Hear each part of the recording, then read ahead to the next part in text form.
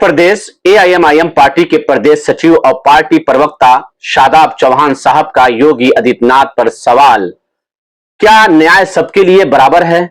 अगर कानून सबके लिए बराबर है तो फिर कुछ सवाल ऐसे हैं जिनका जवाब आज भी उत्तर प्रदेश की जनता तलाश रही है।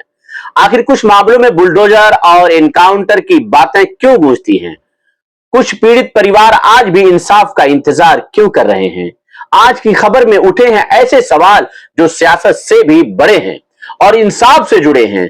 दोस्तों, सियासी अड्डा में आपका खैर मकदम है और स्वागत है। मैं हूं आपका दोस्त जिया और आप देख रहे हैं सियासी अड्डा, हर खबर पर नजर और हर दिल तक असर। आज हम बात करेंगे उत्तर प्रदेश की राजनीति में उठे एक ऐसे बयान की जिसने एक बार फिर न्याय, कानून और सरकार की जिम्मेदारी पर बड़ी बहस छेड़ दी है। एआईएमआईएम उत्तर प्रदेश के प्रदेश सचिव और पार्टी प्रवक्ता शादाब चौहान साहब ने मुख्यमंत्री योगी आदित्यनाथ के हालिया दौरे पर और उनके भाषणों को लेकर कई गंभीर सवाल उठाए हैं। और सबसे बड़ी बात, उन्होंने सिर्फ राजनीति की बात नहीं की, उन्होंने उन परिवारों का दर्द भी उठाया जिनके अपने अब इस दुनिया में नहीं हैं। तो आखिर शादाब चौहान ने क्या कहा, किन मामलों का जिक्र किया और आखिर वो मुख्यमंत्री से कौन से जवाब मांग रहे हैं, पूरी खबर आपको तफसील से बताएंगे। इसलिए वीडियो को आखिर तक जरूर देखें। अगर आप चाहते हैं कि सियासत की खबरों को बिना शोर शराबे के तथ्यों और सवालों के साथ समझा जाए तो अभी वीडियो को लाइक कीजिए, चैनल को सब्सक्राइब कीजिए और कमेंट में जरूर लिखिए, इंसाफ सबके लिए बराबर होना चाहिए। दोस्तों, उत्तर प्रदेश में चुनावी माहौल धीरे धीरे गर्म होने लगा है। राजनीतिक दल जनता के बीच जा रहे हैं, विकास के दावे हो रहे हैं, उपलब्धियां गिनाई जा रही हैं। लेकिन इसी बीच एआईएमआईएम के प्रदेश सचिव और पार्टी प्रवक्ता शादाब चौहान ने मुख्यमंत्री योगी आदित्यनाथ के एक कार्यक्रम के बाद कई सवाल उठाए हैं। शादाब चौहान का कहना है कि मुख्यमंत्री योगी आदित्यनाथ जब पश्चिमी उत्तर प्रदेश के दौरे पर पहुंचे तो उनका अंदाज चुनावी दिखाई दिया। उन्होंने आरोप लगाया कि मुख्यमंत्री कई बार ऐसी भाषा का इस्तेमाल करते हैं जिससे ऐसा प्रतीत होता है कि वो खुद को सिर्फ एक विशेष वर्ग का प्रतिनिधि दिखाने की कोशिश कर रहे हैं। शादाब चौहान ने कहा कि मुख्यमंत्री का पद किसी एक समुदाय, जाति या वर्ग का नहीं होता। मुख्यमंत्री पूरे प्रदेश का होता है, 24 करोड़ लोगों का होता है और मुख्यमंत्री का कर्तव्य है कि हर वो नागरिक को बराबरी की नजर से देखें। सबसे बड़ा सवाल कि इसके बाद शादाब चौहान ने कुछ ऐसे मामलों का जिक्र किया जिनमें हत्या के शिकार हुए लोगों के परिवार आज भी न्याय की उम्मीद लगाए बैठे हैं। उन्होंने कहा कि गाजियाबाद के पैरा एथलीट चिराग त्यागी हो, जेवर के गोपाल शर्मा हो, बदायूं के सुधीर गुप्ता और हर्षित मिश्रा हो, लखनऊ के शिवम सिंह हो, बनारस के सूर्य प्रताप सिंह हो, गोरखपुर के राजकुमार चौहान हो या फिर लखनऊ के उनैज हो, ये सभी उत्तर प्रदेश के नागरिक थे। इनकी मौतें भी दर्दनाक परिस्थितियों में हुई। इन परिवारों का दर्द भी उतना ही बड़ा है। तो फिर इन मामलों में न्याय की प्रक्रिया कहां तक पहुंची? शादाब चौहान ने यही सवाल उठाया। दोस्तों, यहां समझने वाली बात यह है कि राजनीतिक में सवाल पूछना लोकतंत्र का हिस्सा है। विपक्ष का काम सवाल पूछना होता है, सरकार का काम है जवाब देना होता है और जनता का काम है दोनों को सुनकर अपना फैसला करना होता है। इसी संदर्भ में शादाब चौहान साहब का कहना है कि न्याय की कसौटी एक ही होनी चाहिए। अगर सरकार कानून के राज की बात करती है तो फिर हर पीड़ित परिवार को बराबर महत्व मिलना चाहिए। सोचिए, जब किसी परिवार का बेटा, भाई या पिता दुनिया से चला जाता है तो उसके बाद उनके लिए सबसे बड़ी उम्मीद क्या होती है? इंसाफ। और जब इंसाफ में देरी होती है तो सवाल उठते हैं। इसी भावनात्मक पहलू को सामने रखते हुए शादाब चौहान साहब ने कहा कि सरकार को यह सुनिश्चित करना चाहिए कि हर नागरिक को बराबर न्याय मिले। आइए देखते हैं एआईएमआईएम पार्टी के प्रदेश सचिव और पार्टी के प्रवक्ता शादाब चौहान साहब ने और क्या क्या कहा है।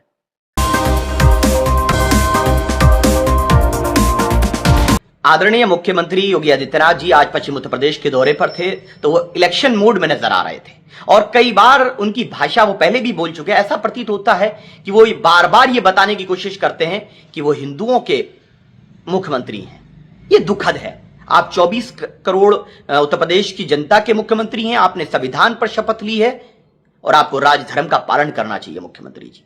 फिर मुख्यमंत्री जी ने कहा कि कुछ लोग कह रहे हैं कि गाय माता आस्था है, हमें किसी से सीखने की जरूरत नहीं है, हमें यह बताने की जरूरत नहीं है कि गाय हमारे लिए आस्था या माता या जो भी विषय है। बताना तब पड़ता है जब वृद्धाश्रम में बूढ़ी मां को आज के कलयुग के बेटे छोड़ आते हैं। बताना जब पड़ता है जब गौशालाओं के अंदर गायों की स्थिति दर्दनाक होती है, भयावह होती है। बताना जब पड़ता है कि जब सरकार गाय के संरक्षण में नाकाम हो जाती है। बताना जब पड़ता है जब बंगाल में भारतीय जनता पार्टी की सरकार कहती है कि 14 साल के बाद आप सर्टिफिकेट के बाद स्लॉटर कर सकते हैं। बताना जब पड़ता है जब मिथुन बताया जाता है, आपके भाजपा के प्रवक्ता गाय की एक प्रजाति को मिथुन बताते हैं, तो बताना पड़ता है। जब आपका एक मुख्यमंत्री हेमंता बोलता है कि घर में खा सकते हैं करके, किरण रिजिजू साहब ने क्या कहा था, नॉर्थ ईस्ट में आपकी पॉलिसी अलग होगी, बाकी क्षेत्रों में अलग होगी। बताना जब पड़ता है, बताना जब पड़ता है कि जब जो मां बोलते हैं उन्हीं की पार्टी, उन्हीं के लोग बीफ एक्सपोर्ट कंपनियों से चंदा लेते हैं, तो बताना पड़ता है। और हम बताएंगे, और आपको यह स्पष्ट करना चाहिए, आप तो संत हैं, कि कौन सी गाय आस्था की श्रेणी में आती है। और भारत सरकार से, प्रधानमंत्री जी से कहिए ना, बहुत कानून बनाते हैं, बोले ये भी मैंने खत्म कर दिया, मुस्लिम महिलाओं की फिक्र। मुस्लिम महिलाओं की फिक्र से अगर फुर्सत मिल गई हो तो थोड़ी सी हिंदू भाइयों की आस्था की भी फिक्र कर लीजिए मोदी जी, गाय माता की भी फिक्र कर लीजिए। आपके अनुसार मैं बोल रहा हूं, बोलिए ना योगी जी, बोलिए आप। और हां, गाय के नाम पर मुसलमानों की मॉब लिंचिंग हुई है। अखलाक के घर में बीफ मीट रखा है बोल करके गुंडे जाकर के हत्या कर देते हैं, उस पर आप शब्द नहीं बोलते हैं। मुख्यमंत्री जी, हम आपकी आस्था के विरुद्ध नहीं है, लेकिन आपको यह स्पष्ट कर देना चाहते हैं कि भारत संविधान से चलेगा, भारत कानून से चलेगा, किसी के अहंकार से नहीं चलेगा। और सत्ता तो आनी और जानी है। आप तो 24 करोड़ जनता के मुख्यमंत्री हैं, आप हिंदुओं के मुख्यमंत्री नहीं हैं। आप गलतफहमी में हैं। और आपको अगर धर्म का प्रचार प्रसार ही सिर्फ करना है तो फिर आप कुर्सी ऐसे व्यक्ति को दे दीजिए जो राजधर्म का पालन करे। दूसरे तरफ मुख्यमंत्री जी कह रहे हैं देखिए दोस्ती में ऐसा कर दिया। मैं आपको गिनाऊं, सिर्फ गाजियाबाद की बात आप कर रहे हैं तो गाजियाबाद में ही त्यागी समाज के बेटे, पैरा हमारे रेसलर जो गेम्स में जाने वाला था भारत का प्रतिनिधित्व करने, उसके दोस्त ने भी हत्या की उसकी। तो क्या उसका एनकाउंटर हुआ, उसके घर पे बुलडोजर चला। एचपीसीएल के कर्मचारी 2 लोगों की, उसमें मिश्रा जी भी थे, हत्या हुई बदायूं में, एनकाउंटर हुआ, बुलडोजर चला आरोपी के यहां।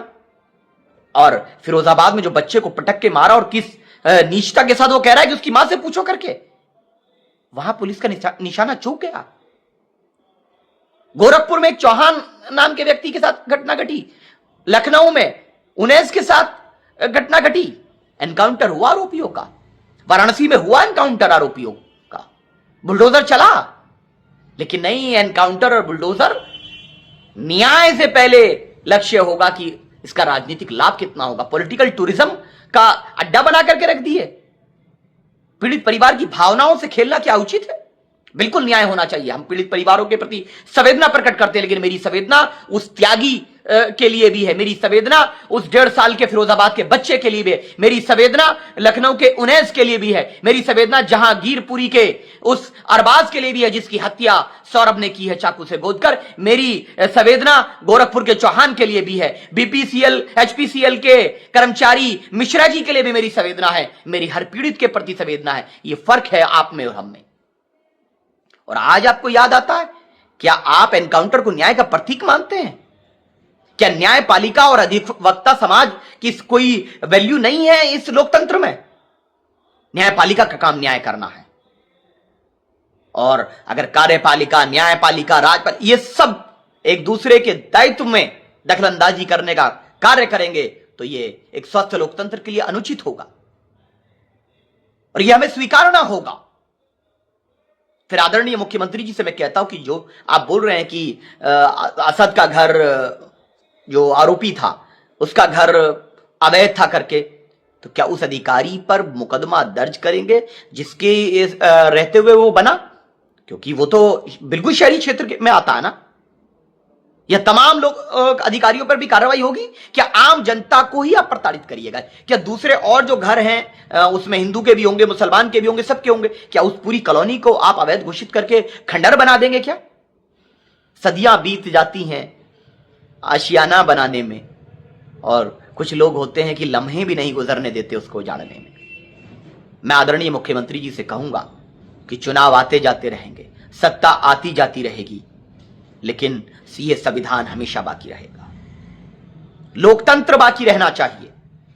लोकतंत्र रहेगा, संविधान रहेगा, तो हम सब खुशी से हमेशा रहते आएंगे, और कोई दूसरी ताकतें भी इस देश का कभी कुछ नहीं बिगाड़ सकती। ये जान लीजिए मुख्यमंत्री जी, ये हमारा और आपका दायित्व है, और आपको राजधर्म का पालन करना चाहिए। दोस्तों, लोकतंत्र सिर्फ चुनाव जीतने का नाम नहीं है, लोकतंत्र जवाबदेही का नाम है, लोकतंत्र सवालों का नाम है, लोकतंत्र आलोचना सुनने की क्षमता का नाम है। और जब कोई राजनीतिक प्रवक्ता या विपक्षी नेता सवाल उठाता है तो उन सवालों का जवाब तथ्यों और काम के आधार पर दिया जाना चाहिए। यही लोकतांत्रिक व्यवस्था की खूबसूरती है। आज सोशल मीडिया पर भी यही बहस चल रही है कि कुछ लोग शादाब चौहान की बातों से सहमत दिखाई दे रहे हैं, कुछ लोग सरकार के पक्ष में अपनी राय रख रहे हैं, लेकिन एक बात पर लगभग सभी सहमत नजर आते हैं कि न्याय में किसी प्रकार का भेदभाव नहीं होना चाहिए। यह खबर सिर्फ एआईएमआईएम बना बीजेपी की राजनीति तक सीमित नहीं है। यह सवाल न्याय, व्यवस्था, प्रशासनिक जवाबदेही और नागरिकों की उम्मीदों से जुड़ा हुआ है। क्योंकि जब किसी परिवार के साथ दुखद घटना होती है तो वह परिवार राजनीतिक दल नहीं देखता, वो सिर्फ इंसाफ चाहता है।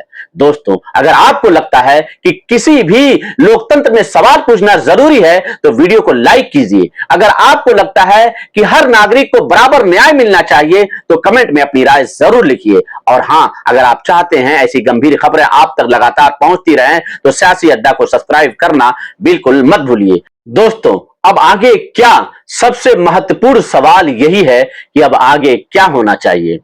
पहला, हर मामले की निष्पक्ष और पारदर्शी जांच होनी चाहिए।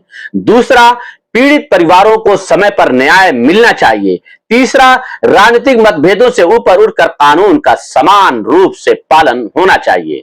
चौथा, सरकार और विपक्ष दोनों को तथ्यों के आधार पर संवाद करना चाहिए।